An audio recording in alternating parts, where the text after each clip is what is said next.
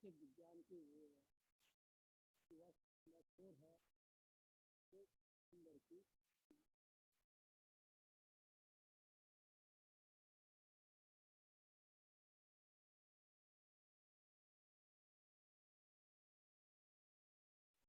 प्रश्न के सही विकल्पों को सही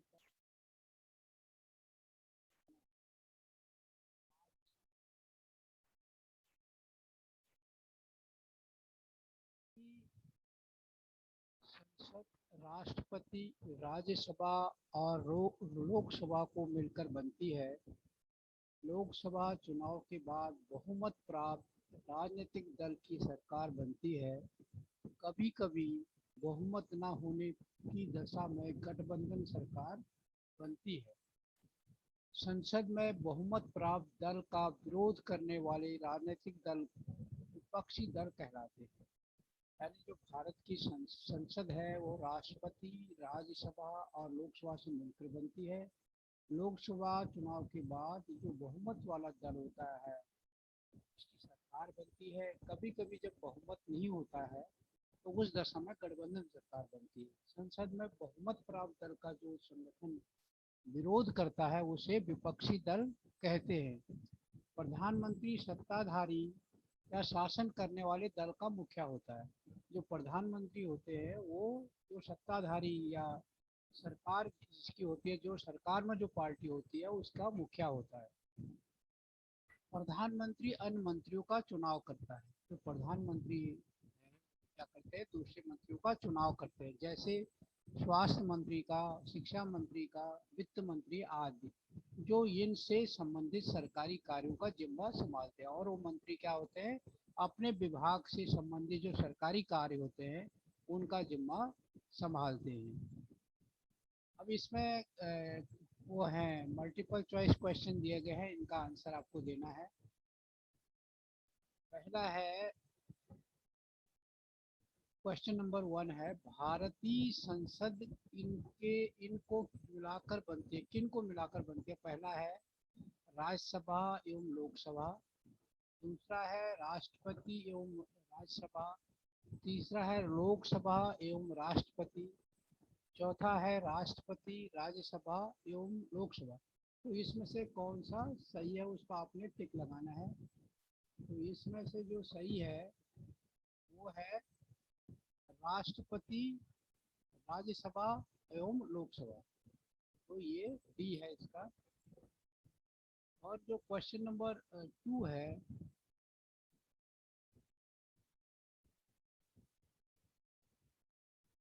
क्वेश्चन नंबर 2 है,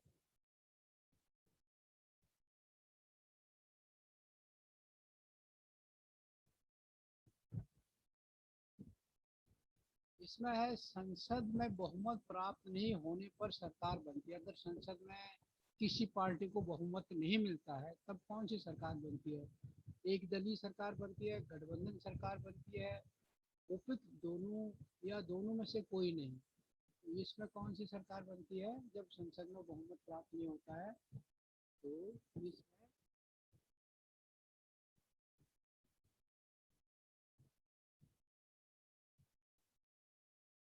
गठबंधन सरकार बनती है। इसका आंसर है बी। पहले का आंसर था बी। तीसरा है प्रधानमंत्री इनकी नियुक्ति करता। प्रधानमंत्री किनकी नियुक्ति? प्रधानमंत्री तो जिस पार्टी की सरकार होती है उसका मुखिया प्रधानमंत्री होता है।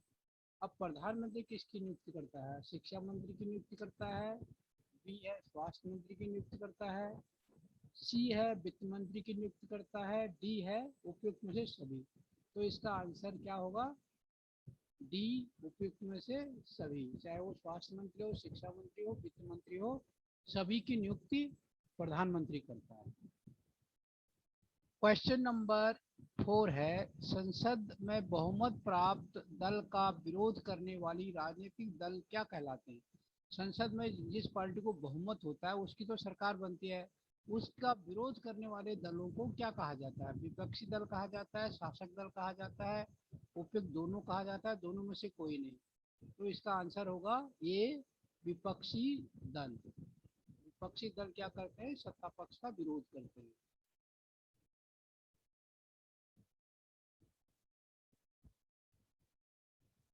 क्वेश्चन नंबर 5 है,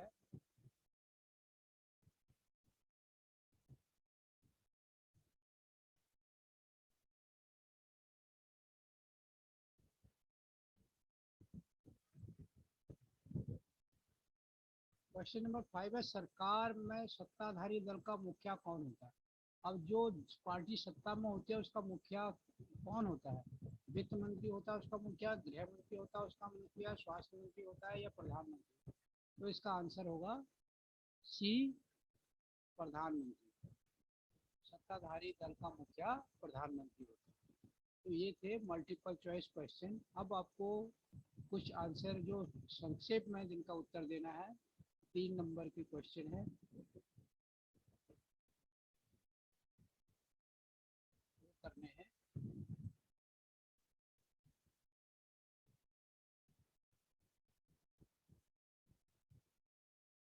इसका पहला क्वेश्चन है, लोकतंत्र में जनता के फैसलों का सम्मान कैसे किया जाता है? लोकतंत्र में, डेमोक्रेसी में जो जनता का निर्णय होता है उसका सम्मान कैसे किया जाता है? इसका आंसर देना है।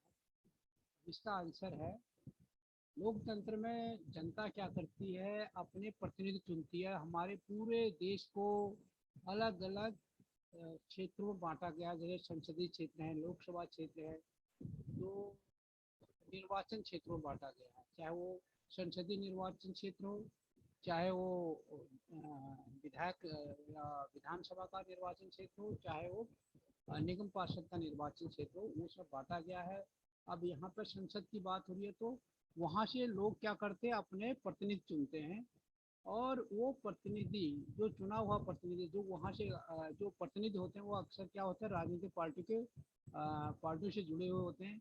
हर पार्टी अपना प्रतिनिधि चुनाव में उतारती है, और जो चुनाव जीतता है वो क्या करते हैं, पार्लियामेंट में जाते हैं। और वो जब पार्लियामेंट में जाते हैं तो उनसे मिलकर संसद बनती है। तो पहले तो जनता ने फैसला दिया, और वो फैसला से सरकार बनती है।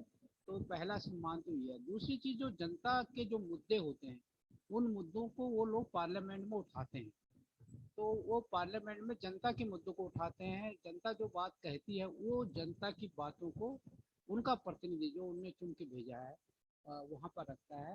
तो दूसरा, जो लोकतंत्र में जनता के फैसले का सम्मान संसद में इस तरीके से होता है, उसके प्रतिनिधि के माध्यम से होता है। और क्वेश्चन नंबर 7 है, 7 है, राष्ट्रवाद की भावना के प्रसार में किसकी मुख्य भूमिका है, बताइए। जब राष्ट्रवाद, जो पूरा देश गुलाम था और अंग्रेजों ने गुलाम कर रखा था, तो उस समय एक जो राष्ट्रवाद की भावना थी, जैसे ये वो भारतीय राष्ट्रीय कांग्रेस है, छात्र संगठन थे, और ये कई और जो नेता थे, उन लोगों ने देश देश में घूम घूम कर क्या किया, राष्ट्रवाद की भावना का प्रसार किया। और जिससे लोगों में एक जो भावना राष्ट्र के प्रति पैदा हुई, और जो देश का आज़ादी का आंदोलन तेज हुआ। क्वेश्चन नंबर 8 है, जनता जब वोट डालती है तो उन्हें कौन कौन सी बातों का ध्यान रखना चाहिए? जब जनता वोट डालती है तो उसे वो ये ध्यान रखना चाहिए कि जो वो वोट दे रहे हैं, तो उस वोट से जो प्रतिनिधि चुना जाएगा वो उनकी बातों को रखेगा, और जो जीतेगा वो संसद में जाएगा, और वो उसी हिसाब से काम करेगा जो जो वो सोचेंगे। तो इसलिए जब आप वोट डालते हो तो ऐसे व्यक्ति को चुनिए, ऐसे व्यक्ति को वोट दें जिस पर आपको विश्वास हो, जिससे आपको लगता हो कि ये मेरी बात को रखेगा, ये मेरी भावनाओं को समझता है, और हमारी समस्याओं से ज़्यादा रूबरू है। तो ऐसे लोगों को संसद में, या जब आप चुनाव में वोट डालते हो, वोट डालते समय इन चीज़ों का ध्यान रखना चाहिए।